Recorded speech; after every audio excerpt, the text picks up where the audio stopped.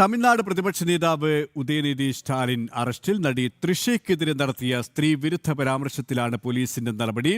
സംഭവത്തിൽ ടി.വി.കെ വനിതാ നേതാവ് ഉദയനിധി സ്റ്റാലിനെതിരെ പരാതി നൽകിയിരുന്നു.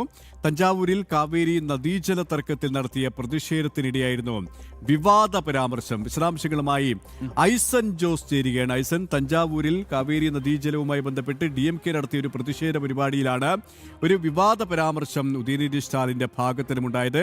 വലിയ പ്രതിഷേധം ഉടലെടുത്തിരുന്നു. ടി.വി.കെ നേതാക്കൾ പരാതി നൽകിയിരുന്നു. ഈ ഒരു സാഹചര്യത്തിലാണ് അറസ്റ്റ് ഉണ്ടായിരിക്കുന്നത്. അറസ്റ്റ് രേഖപ്പെടുത്തി കഴിഞ്ഞു. ഒപ്പം എത്രത്തോളം പ്രതിഷേധത്തിലാണ് DMK?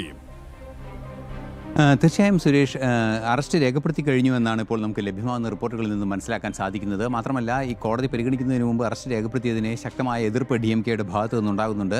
കടുത്ത കുറ്റകൃത്യങ്ങൾ അല്ലെങ്കിൽ കടുത്ത വകുപ്പുകൾ ചേർത്താണ് ഉദയനിധിക്കെതിരെ കേസെടുത്തിരിക്കുന്നത് എന്നാണ് മനസ്സിലാക്കാൻ സാധിക്കുന്നത്. ഗൂഢാലോചന, അതുപോലെ തന്നെ സമൂഹത്തിനിടയിൽ വൈരം സൃഷ്ടിക്കുന്ന അല്ലെങ്കിൽ ശത്രുത സൃഷ്ടിക്കുന്ന രീതിയിൽ പെരുമാറുക, അതുപോലെ തന്നെ കലാപത്തിന് ആഹ്വാനം നൽകുക, സ്ത്രീകളുടെ മാന്യതയ്ക്ക് നിരക്കാത്ത രീതിയിൽ മാന്യതയ്ക്ക് ഭംഗം വരുത്തുന്ന രീതിയിൽ പരാമർശങ്ങൾ നടത്തുക, അതുപോലെ തന്നെ അശ്ലീല പരാമർശങ്ങൾ പൊതുമധ്യത്തിൽ നടത്തുക എന്നതുൾപ്പെടെയുള്ള വകുപ്പുകൾ അദ്ദേഹത്തിനെതിരെ ചുമത്തിയിട്ടുണ്ട് എന്നാണ് മനസ്സിലാക്കാൻ സാധിക്കുന്നത്. അതുപോലെ തന്നെ തടഞ്ഞുവെക്കുക, അതുപോലെ തന്നെ ആക്ഷേപിക്കാൻ ഉദ്ദേശത്തോടു കൂടിയുള്ള നീക്കങ്ങൾ നടത്തുക എന്ന വകുപ്പുകളും അദ്ദേഹത്തിനെതിരെ ചുമത്തിയിട്ടുണ്ട് എന്നാണ് മനസ്സിലാക്കാൻ സാധിക്കുന്നത്. തമിഴ്നാട്ടിലെ പ്രത്യേക സ്ത്രീകൾക്കെതിരെ ഉണ്ടാകുന്ന കുറ്റകൃത്യങ്ങളെ കൈകാര്യം ചെയ്യുന്നതിന് തമിഴ്നാടിനുള്ള പ്രത്യേക നിയമത്തിൻ്റെ ഭാഗമായുള്ള വകുപ്പുകളും അദ്ദേഹത്തിനെതിരെ ചുമത്തിയിട്ടുണ്ട് എന്നാണ് അറിയാനും സാധിക്കുന്നത്. മാത്രമല്ല, ഇപ്പോൾ ഏറ്റവും പുതിയ റിപ്പോർട്ട് വരുന്നത് ടി.വി.കെ പ്രവർത്തകർ ഉദയനിധി സ്റ്റാലിനെതിരെ ദേശീയ വനിതാ കമ്മീഷൻ ഉൾപ്പെടെ പരാതി നൽകിയിട്ടുണ്ട് എന്ന റിപ്പോർട്ടുകളും പുറത്തു വരുന്നുണ്ട്.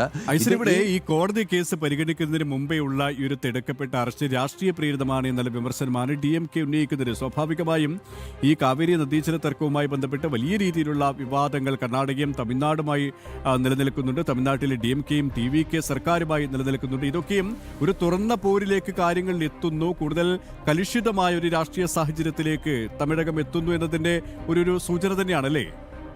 തീർച്ചയായും തമിഴകത്ത് വലിയ രീതിയിലുള്ള പ്രക്ഷോഭത്തിന് അല്ലെങ്കിൽ പ്രശ്നങ്ങൾക്ക് സാധ്യതയിലേക്ക് വഴി തുറക്കുന്നു, അല്ലെങ്കിൽ രാഷ്ട്രീയ പ്രശ്നങ്ങളിലേക്കൊക്കെ തന്നെ വഴി തുറക്കുന്ന ഒരു സാഹചര്യമാണ് ഇപ്പോൾ ഉള്ളത് എന്നാണ് മനസ്സിലാക്കാൻ സാധിക്കുന്നത്. നേരത്തെ നമ്മൾ സൂചിപ്പിച്ചതുപോലെ ഈ വീട്ടിലെത്തി അറസ്റ്റ് ചെയ്യുകയായിരുന്നു. അറസ്റ്റ് ചെയ്തതിന് ശേഷം ഇപ്പോൾ തഞ്ചാവൂർക്ക് കൊണ്ടുപോയി ചോദ്യം ചെയ്യലിനായി കൊണ്ടുപോകുന്നു എന്ന റിപ്പോർട്ടുകളാണ് പുറത്തു വരുന്നത്. ഈ ഒരു സാഹചര്യത്തിൽ, അതായത് അറസ്റ്റ് ഉണ്ടാകുമെന്നൊരു സൂചന വന്ന സാഹചര്യത്തിലാണ് ഉദയനിധി ഹൈക്കോടതിയെ സമീപിക്കുകയും ഹൈക്കോടതി കേസ് 12 മണിക്ക് പരിഗണിക്കാമെന്ന നിർദ്ദേശം നൽകുകയും ചെയ്തത്. അല്ലെങ്കിൽ അത്തരത്തിൽ 12 മണിക്ക് പരിഗണിക്കുന്നതിന് മുമ്പ് മറ്റ് നടപടികളിലേക്ക് നീങ്ങേണ്ടതില്ല എന്ന വാക്കാലുള്ള നിർദ്ദേശം പോലീസിന് നൽകിയിരുന്നുവെങ്കിൽ കൂടി പോലീസ് തുടർ നടപടികളുമായി മുന്നോട്ട് പോവുകയായിരുന്നു. കടുത്ത വകുപ്പുകൾ അദ്ദേഹത്തിനെതിരെ ചുമത്തുകയും ചെയ്തിട്ടുണ്ട്. അതുപോലെ തന്നെ ദേശീയ വനിതാ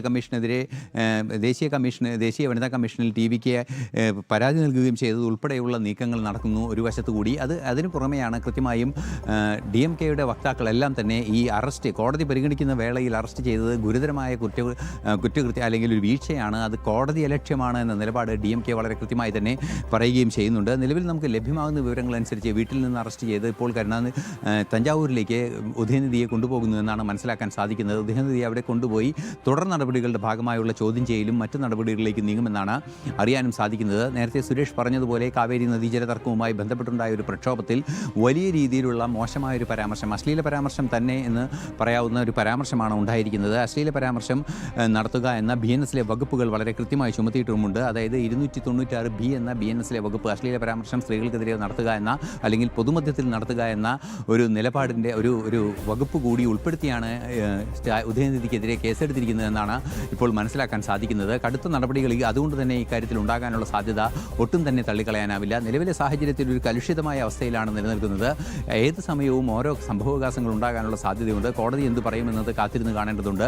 ഇനി അറസ്റ്റ് ചെയ്തതിന് ശേഷം ഏത് രീതിയിലായിരിക്കും നടപടികൾ മുന്നോട്ട് പോകുക എന്നത് കാത്തിരുന്ന് കാണേണ്ടതുണ്ട്. മാത്രമല്ല, അറസ്റ്റിന് ശേഷം റിമാൻഡ് ഉൾപ്പെടെയുള്ള നടപടിക്രമങ്ങളിലേക്ക് പോകാവുന്ന വകുപ്പുകൾ ഇതിൽ പ്രാഥമികമായി നമുക്ക് നിരീക്ഷിക്കാൻ സാധിക്കുന്ന ഒരു പശ്ചാത്തലത്തിൽ, അതായത് ഇത്തരത്തിൽ അശ്ലീല പരാമർശം നടത്തുമ്പോൾ സ്ത്രീകൾക്കെതിരെയാണ് അശ്ലീല പരാമർശം നടത്തുന്നത്. അതുകൊണ്ട് തന്നെ ആ സ്ത്രീയെ ഭീഷണിപ്പെടുത്തി പരാതി പിൻവലിപ്പിക്കാനുള്ള നീക്കങ്ങൾ നടത്തുന്നതിനുള്ള നടപടികളുണ്ടാകാം. അതുകൊണ്ട് തന്നെ ജാമ്യം അനുവദിക്കരുത് എന്ന കൃത്യമായൊരു വാദം പ്രോസിക്യൂഷൻ്റെ ഭാഗത്തു നിന്ന് സബ്സ്റ്റാൻഷ്യേറ്റ് ചെയ്യുന്ന രീതിയിൽ തന്നെ ഉണ്ടാകാൻ സാധ്യതയുള്ളതിനാൽ ഒരുപക്ഷേ അത് റിമാൻഡിലേക്ക് പോകാനുള്ള സാധ്യതയും തള്ളിക്കളയാനാവില്ല എന്നാണ് നിയമനിരീക്ഷകരൊക്കെ ചൂണ്ടിക്കാണിക്കുകയും ചെയ്യുന്നത്. എന്ത് തന്നെയായാലും നിലവിലെ സാഹചര്യത്തിൽ അറസ്റ്റ് നടന്നു കഴിഞ്ഞിരിക്കുന്നു. തഞ്ചാവൂർ കൊണ്ടുപോയി തുടർ നടപടികൾ നീങ്ങുന്നു എന്നാണ് മനസ്സിലാക്കാൻ സാധിക്കുന്നത്. വീണ്ടും കലുഷിതമായി തമിഴക രാഷ്ട്രീയം. വിവാദ പരാമർശത്തിൽ ഉദയനിധി സ്റ്റാലിന്റെ അറസ്റ്റ് രേഖപ്പെടുത്തി കഴിഞ്ഞു. ഐസൻ ജോസാണ് വിശദാംശങ്ങൾ നൽകിയത്.